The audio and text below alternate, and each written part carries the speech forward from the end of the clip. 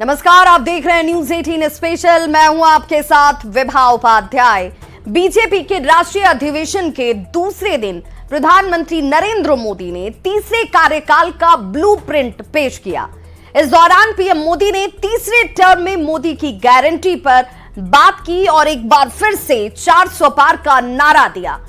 PM ने कांग्रेस को परिवारवाद, भ्रष्टाचार और तुष्टीकरण की जननी बताया। साथ ही कार्यकर्ताओं को अब की बार 400 के पार मिशन पर काम करने का लक्ष्य दे दिया। पीएम मोदी ने बीजेपी के सभी कार्यकर्ताओं से अगले 100 दिनों के लिए जी जान से जुट जाने की बात कही।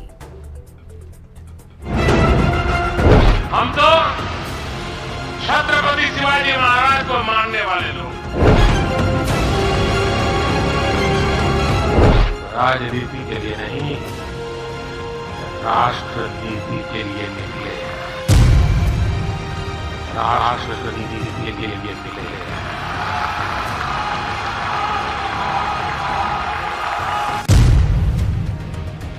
100 दिन का मिशन। अगले 100 दिन हम सबको जुट जाना है। विराट सपना, विराट संकल्प। सपने भी विराट होंगे, संकल्प भी विराट होंगे। एनडीए सरकार 400 पार। आज विपक्ष के नेता भी एनडीए सरकार 400 पार के नारे लगा रहे हैं। राष्ट्र नीति अब राजनीति के लिए नहीं, राष्ट्र नीति के लिए निकले हैं। हम तो छत्रपति शिवाजी महाराज को मानने वाले लोग हैं। नारी का सम्मान, नारी गरिमा, नारी सम्मान हमारे लिए सर्वोपरि है। धर्म ध्वजा लहराई। गुजरात के पावागढ़ में 500 साल बाद धर्म ध्वजा फहराई गई है। अयोध्या में भव्य राम मंदिर का निर्माण करके हमने 5 सदियों का इंतजार खत्म किया है। अद्भुत आयोजन और अद्वितीय भाषण की गवाह बनी दिल्ली। जिस उमंग, उत्साह और आत्मविश्वास की दरकार थी, उसकी पर्याप्त मात्रा नरेंद्र मोदी ने बीजेपी कार्यकर्ताओं के दिलो दिमाग में चस्पा कर दी, जिससे 24 का रण अब सिर्फ नरेंद्र मोदी की वापसी की रस्म अदायगी भर बनता दिख रहा है। मोदी जी को जय श्री राम। मोदी जी को जय श्री राम।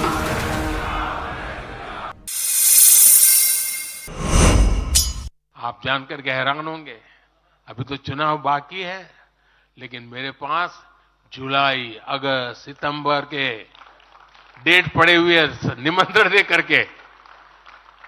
इसका अर्थ क्या है? इसका अर्थ है कि दुनिया के विभिन्न देश भी बीजेपी की सरकार की वापसी को लेकर पूरी तरह आश्वस्त है। वो भी जानते हैं, दुनिया का हर देश जानता है, दुनिया की हर शक्ति जानती है, आएगा तो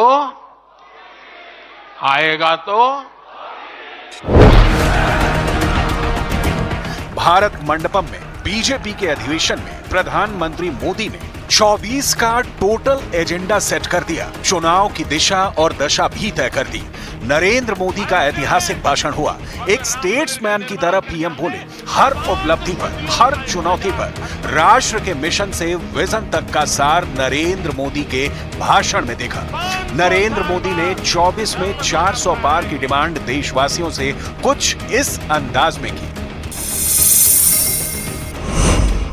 हमने तीसरे टर्म में भारत को दुनिया की तीसरी बड़ी आर्थिक ताकत बनाने का संकल्प लिया है, और ये मोदी की गारंटी है। और जब मैं भारत को तीसरी आर्थिक ताकत बनाने की बात करता हूं, तो उसका मतलब भी बहुत गहरा है। इसका मतलब है भारत के आर्थिक, सामरिक और सांस्कृतिक सामर्थ्य का कई गुना विस्तार, चहुं दिशा में विस्तार। साथियों, हम इसके लिए कितनी तेजी से काम कर रहे हैं, इसका हिसाब लगाना भी जरूरी है। हम भारत को विकसित देश बनाने के लिए काम कर रहे हैं। हमने तीसरे टर्म में भारत को दुनिया की तीसरी बड़ी आर्थिक ताकत बनाने का संकल्प लिया है और ये मोदी की गारंटी है। नरेंद्र मोदी के निशाने पर कांग्रेस थी। उन्होंने कांग्रेस के एक खास वर्ग का जिक्र किया जिसका एकमात्र लक्ष्य मोदी विरोध है। विपक्ष के गाली गलौज की सियासत पर पीएम ने खरी बात कह दी। कांग्रेस में लड़ाई चल रही है और बड़ी तगड़ी लड़ाई चल रही है, लेकिन मजा यह है कि सिद्धांतों की नहीं चल रही है, योजनाओं को समझ में नहीं चल रही है। लड़ाई क्या चल रही है आपको जानकर के आश्चर्य होगा। क्या लड़ाई है? कांग्रेस में एक वर्ग है जो कहता है कि मोदी से तीखी नफरत करो, मोदी पर व्यक्तिगत आरोप लगाओ, मोदी की छवि खराब करने के लिए हर हथकंडे अपनाओ। एक वर्ग है। कांग्रेस के अंदर एक दूसरा वर्ग भी है जो कांग्रेस की मूल परंपराओं से निकला हुआ है, जो कहता है कि मोदी पर व्यक्तिगत आरोप, नफरत से कांग्रेस को बाहर निकालो, इससे कांग्रेस को और ज्यादा नुकसान होता है। यानी कांग्रेस हमसे सैद्धांतिक मुद्दों पर लड़ाई नहीं लड़ रही है। कांग्रेस इतनी हताश है कि उसमें सैद्धांतिक विरोध, वैचारिक विरोध का साहस भी नहीं बचा। इसलिए गाली गलौज और मोदी पर झूठे आरोप ही उनका एकमात्र एजेंडा बन गया है।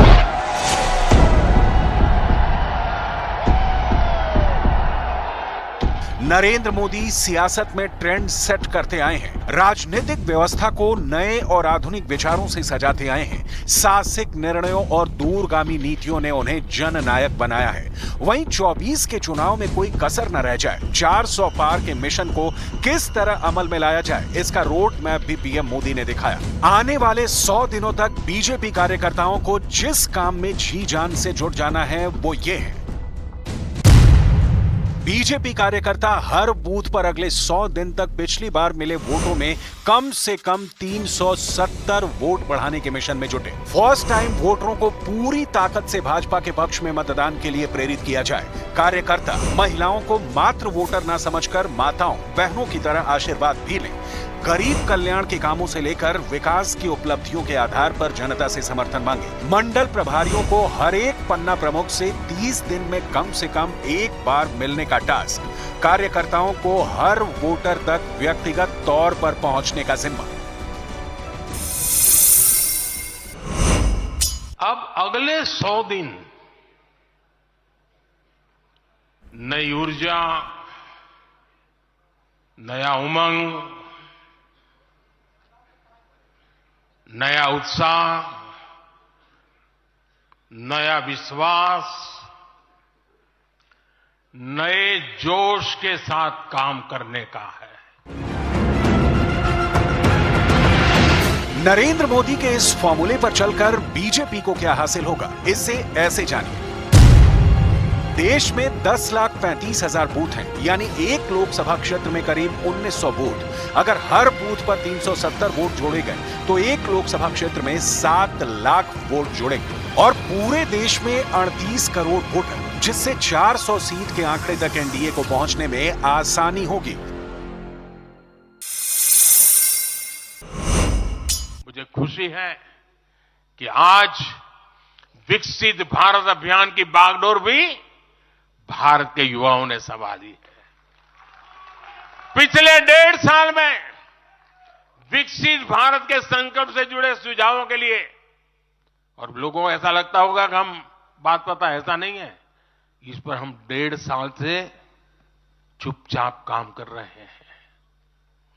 सरकार की मशीनरी को लगाया है और आपको जानकर के खुशी होगी, अब तक 15 लाख लोगों से ज्यादा लोगों ने विकसित भारत कैसा हो, रोडमैप कैसा हो, इनिशिएटिव कैसे हो, नीतियां कैसी हो, इसमें विचार विमर्श हुआ है। लोगों ने अपने आइडियाज दिए हैं और आपको जानकर के और खुशी होगी, इन 15 लाख में से आधे से ज्यादा वो लोग हैं जिनकी उम्र 35 से कम है। रही बात विपक्ष की, नरेंद्र मोदी तर्कों से, तथ्यों से और शब्द भेदी तीर से विरोधियों को धराशायी करने की कला के माहिर हैं। पीएम मोदी जब रॉ में रहते हैं तो उनकी भाषण शैली लाजवाब होती है। दिल्ली का भारत मंडपम नरेंद्र मोदी के इसी अंदाज का गवाह बना। चुन चुनकर पीएम मोदी ने विरोधियों को कैसे धो डाला, सुनिए। ये देश को कभी भाषा के आधार पर तो कभी क्षेत्र के आधार पर बांटने में जुटे हुए हैं। साथियों, कांग्रेस का एक सबसे बड़ा पाप ये रहा है कि वो देश की सेनाओं का मनोबल तोड़ने से भी पीछे नहीं रहे। पीएम मोदी ने अपने भाषण में यूथ का खास ख्याल रखा। नौजवान पीढ़ी के लिए मोदी के माइंड में क्या है, युवा शक्ति के लिए मोदी का संकल्प भविष्य में क्या रंग दिखाएगा, उसे भी जानिए। साथियों, युवा ऊर्जा से भरा हुआ भारत आज अपने लिए बड़े लक्ष्य तय कर रहा है और जो लक्ष्य तय करता है अपनी आंखों के सामने उसे प्राप्त भी करता है। हम 2029 में 2029 में भारत में यूथ ओलंपिक के लिए तैयारी कर रहे हैं। हम 2036 में भारत ओलंपिक खेलों की मेजबानी करें, इसके लिए काम कर रहे हैं। मोदी ने महिलाओं के लिए, खासकर मुस्लिम महिलाओं के हित के काम भी गिनाए। अफगानिस्तान से भी गुरु ग्रंथ साहब के स्वरूपों को पूरे सम्मान के साथ भारत लाए। इसके साथ ही हमारी सरकार ने हज की प्रक्रिया में सुधार करके यात्रा को सुविधाजनक बनाया। आज बिना महरम के हज करना भी संभव हुआ है। इससे महिलाओं के लिए भी हज करना आसान हुआ और हजारों महिलाएं गई। विपक्ष की इसी फिक्र का जिक्र पीएम मोदी भी करते रहते हैं। बीजेपी के राष्ट्रीय अधिवेशन के समापन पर पीएम मोदी ने यह साफ कर दिया है कि वो सत्ता में सुख भोगने के लिए नहीं है और ना ही वो विश्राम की सोच रहे हैं। विकसित भारत के संकल्प की सिद्धि तक नरेंद्र मोदी परिश्रम और प्रयास जारी रखेंगे। हकीकत ये भी है कि राजनीति के इस दौर में नरेंद्र मोदी की नीयत और नीतियों ने ही उन्हें अपराजेय भी बना दिया है। तो बीजेपी के राष्ट्रीय अधिवेशन में गृह मंत्री अमित शाह ने भी हुंकार भरी। अधिवेशन को संबोधित करते हुए केंद्रीय गृह मंत्री अमित शाह ने कहा कि एक बार फिर नरेंद्र मोदी पीएम बनेंगे। देश ने यह तय कर लिया है कि नरेंद्र मोदी को एक बार फिर से लाना है। बीते 10 साल में देश का भरपूर विकास हुआ है। मोदी के नेतृत्व में पूरी दुनिया में भारत का मान बढ़ा है। अमित शाह ने इंडी अलायंस पर भी इस दौरान जमकर हमला बोला। शाह ने इंडी अलायंस को परिवारवाद और भ्रष्टाचार के साथ जातिवाद का पोषक बताया। 2047 का भारत कैसा होगा, इसका मोदी जी का संदेश लेकर हम हर कॉन्स्टिट्यूएंसी में जाएंगे और कुछ ही दिनों में देश की जनता ये निर्णय करने वाली है कि आने वाले 5 साल इस देश के शासन की धुरा किस पार्टी के हाथ में होगी, किस व्यक्ति के हाथ में होगी। मगर पूरे देश में कहीं पर भी संशय नहीं है, प्रश्न चिन्ह नहीं है। देश ने तय किया है कि मोदी जी फिर से एक बार इस देश के प्रधानमंत्री बनेंगे। मगर आज मैं कोई कंफ्यूजन के बगैर कह सकता हूं कि समग्रता से विचार, हर क्षेत्र का विकास और हर व्यक्ति का विकास करने का काम केवल और केवल नरेंद्र मोदी जी के 10 साल में हुआ है।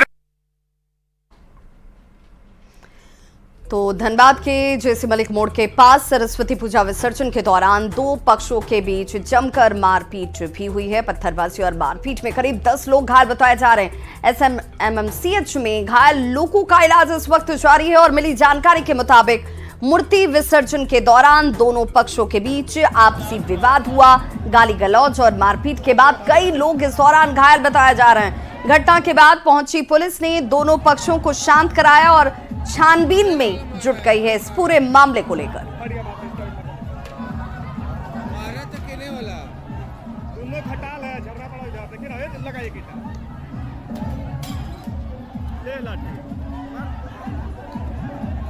तो ये तस्वीरें देखिए कैसे आपसी विवाद में मारपीट की घटना जो है वो देखने को मिली। लाठी डंडे जिसके हाथ जो लगा वो एक दूसरे के ऊपर भाजते हुए नजर आ रहे हैं और मूर्ति विसर्जन के दौरान बताया जा रहा है कि ये पूरा विवाद खड़ा हुआ और दो पक्ष के लोग जो हैं वो आपस में ही गुत्थम गुत्थी करने लगे। 10 लोग इस मारपीट में बताए जा रहे हैं कि जख्मी हुए हैं। हालांकि कई लोग बीच बचाव करते हुए भी इन तस्वीरों में नजर आ रहे हैं। हमारे सहयोगी संजय गुप्ता इस वक्त ज्यादा जानकारी के साथ जुड़ गए हैं।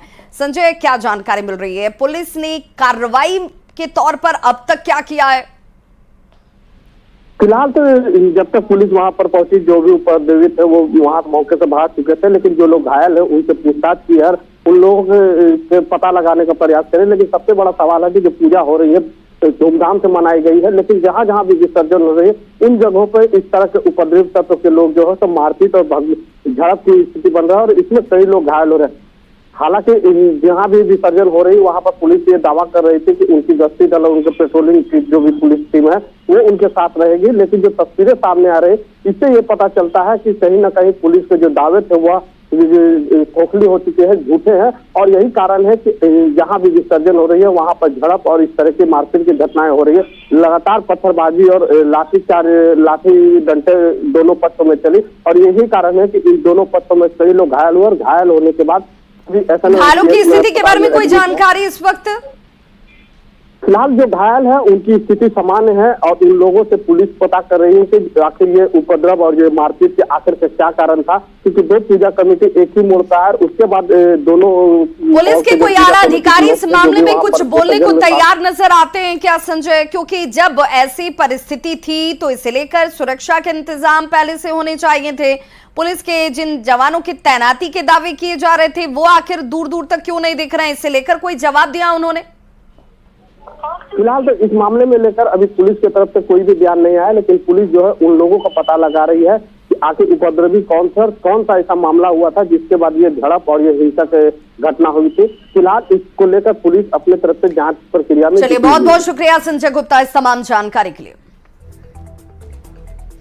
वहीं गढ़वा में 5 दिन पहले हुई लूट के खुलासे को सामने लाते हुए पुलिस ने एक आरोपी को गिरफ्तार कर लिया है। एसपी दीपक पांडे ने कहा कि 13 फरवरी को लुटेरों ने रूप अलंकार ज्वेलर्स दुकान में खुलेआम लूटपाट कर पुलिस को चुनौती दी थी। घटना के बाद पुलिस ने एसआईटी टीम का गठन किया और सीसीटीवी फुटेज के आधार पर एक आरोपी को 3.5 किलो सोने के साथ गिरफ्तार कर लिया गया। इस मामले में संलिप्त 2 अन्य आरोपियों की गिरफ्तारी के लिए छापेमारी जारी है। रांची के आईना बस्ती में उत्पाद विभाग ने छापेमारी करते हुए अवैध शराब की मिनी फैक्ट्री का खुलासा किया और 2 आरोपियों को धर दबोचा। उत्पाद विभाग के सहायक आयुक्त ने गुप्त सूचना के आधार पर पुलिस टीम का गठन कर छापेमारी की और 2 तस्करों को नकली ब्रांडेड शराब की पैकिंग करते हुए रंगे हाथों धर दबोचा।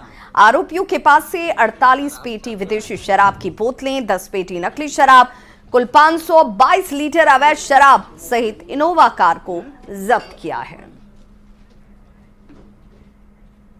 तो इस बुलेटिन में बस इतना ही, लेकिन न्यूज़ 18 बिहार झारखंड पर खबरों का सिलसिला लगातार जारी है।